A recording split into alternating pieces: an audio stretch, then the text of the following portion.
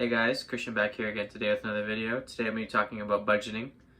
For this video, my goal is today is just to run you guys down through some basic, like 101 budgeting tips, like the real simple stuff that I use myself and I used like when I started like being like in the role of provider, I guess you could call it, and how I worked everything, out in my head and how I managed everything. Okay, so I'm going to be running into one. So figure out how much money you make post taxes, because pre-tax money doesn't really matter because you don't have it, like it's not in your hands and you can't use it. So, worry about how much money you're making post tax, okay? So for the sake of this video, we'll just say this person makes $6,000 per month post taxes. And then, so after you figure out how much money you make post-tax, we're going to be looking at your expenses, and I want you guys to like think about everything. We have like so many things on like our credit cards, our debit cards that are auto billing that we don't even think about. Like it doesn't even like come to your mind, like it just happens. And sometimes you forget to cancel things that you're not even using. Like there's so many things to even think about. But we'll get to more of the smaller stuff later. I would say the biggest expense probably for everybody is the rent or the mortgage payment. So ideally, we're going to aim to have our rent around 25 to 30% of the amount of money we make post-tax. Somewhere in between there for someone who makes about 6,000 to about 1,500 to about 2,000, I believe, post, like if you're looking at the money post-tax, somewhere around between 15 and 2,000. You could even push it maybe a little bit higher to 35%, but I probably wouldn't go higher than that. That would probably bring you around to like 2,300. So somewhere in between there, 15 to 2,300. It's a pretty big range to play with. But yeah, ideally you want to stay in that range. That's probably where you'll be able to live most comfortably and not stress yourself out too much about worrying about your other bills. Keep your rent moderate if you can, if possible. The city's really expensive, so some people that's not possible if you have a bigger family, but try to do your best to make it work. So I would say another big expense for people is groceries. I would say probably I spend 3 people somewhere between like 400, 500 a month, give or take. We'll say probably 500. So we go down from there. Another big thing for people is car payments. So we'll say your car payment runs you around like $400 to $600 per month. For the sake of the budgeting, we'll just use the 600. That's, I think, is a pretty average car payment. And next you have your gas and your insurance. I would say insurance for most people probably runs around $200 to $400 per month on your car, depending on what kind of car you have. If you have one-way insurance, if your car's older, probably be closer than cheaper, maybe 200, even under for some people, right? If you have a new model of the car, you have full liability insurance for everything, right? Because you haven't paid off the car yet, so you're probably like 400, sometimes maybe even over. But for the sake of video, we'll say $400. And gas, we'll say maybe people spend $60 a week. If you're driving just a regular car, you're probably spending $60 per week. If you're driving everywhere, sometimes not even that. So we'll say you come around $240 per month on your gas, assuming you're not driving all over Canada, right? Next, we'll go up to the little things. Like we always forget subscriptions like Netflix, Spotify, Amazon Prime.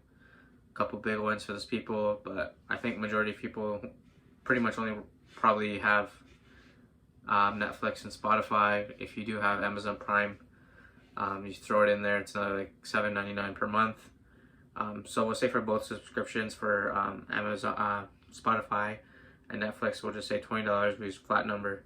And for some people, we have this other one here, health insurance. Some people have like a job where they offer health insurance to there, and that probably comes off your paycheck, so you don't have to worry about that. For people who don't, we'll throw this in here. I pay for health insurance, so we'll say $120 per month on health insurance, a little bit cheaper. That's a big one too, because you gotta make sure just in case anything happens, you're taken care of, your family's taken care Yeah, so health insurance is a good one. If you don't have it, I recommend you get health insurance, because you never know. You know, nothing in life's guaranteed, and neither is your health. So it's always good to have health insurance, okay? We'll say a school payment. A lot of people go to post-secondary school, they rack up some debt. Canada was lucky, and Canada is still lucky, pretty lucky.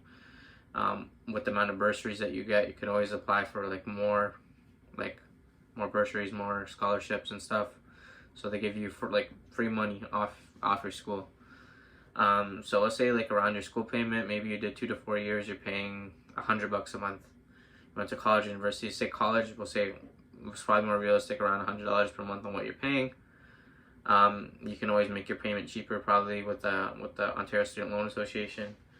And yeah, so you can make your payment cheaper, you can pay it off faster. We'll say most payments for most people, if they take the longest payment term, probably around $100, safe to say. So we'll say if you add up all those numbers, you get around total to $4,110 for someone with $6,000 budget post-tax, and that means you're left over. Oh, sorry, I forgot to add one more thing. The $400 on just leisure activities. You know, life can't always be boring, so you gotta treat yourself a little bit. And we'll give you that works out to about $100 per week.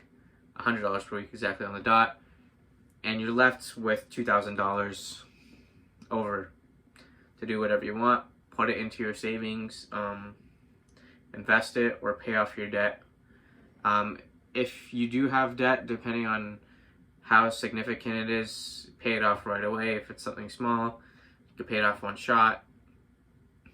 If it's something bigger, probably work on a safety net first. If you don't know what a safety net is working on a small amount of money that can probably get you through a couple months, assuming you got completely everything got taken away from you. You lost your job, you lost every form of income that you can make, and now you have nothing, and now you're just riding on your savings. Ideally, I would say a safety net just for around 2 months, maybe 3 months. That's covering all your expenses, just to get you through a bad storm. So we'll say if you really bugged it down to nothing, we'll say the average person maybe needs somewhere $3,000, $3,500 times 2. You save up $7,000.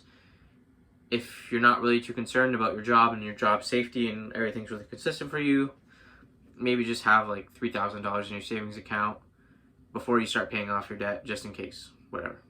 Something comes up, maybe you blow a tire and you need to change your tires, you have the $3,000 in your savings account. Next, you would go and start paying off your debt in large sums every single month until you get down to zero, and then you come into more saving all of your money and investing it. So you make sure you pay off all your debt, you don't really owe anyone anything, and you just start saving and investing, making more money. And that's pretty much it, you know. You can get more deep into investing and different types of investments, ETFs, stocks, bonds, whatever.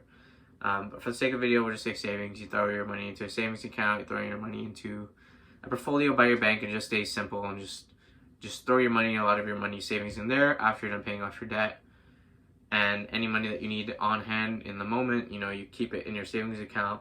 Any money that you don't really need to see in the near future, you just throw it away into an investment account. And yeah, so that's pretty much it for my basics on investing. If you guys have any more questions, feel free to leave it down in the comment section below. And if you guys haven't subscribed already, please do so now.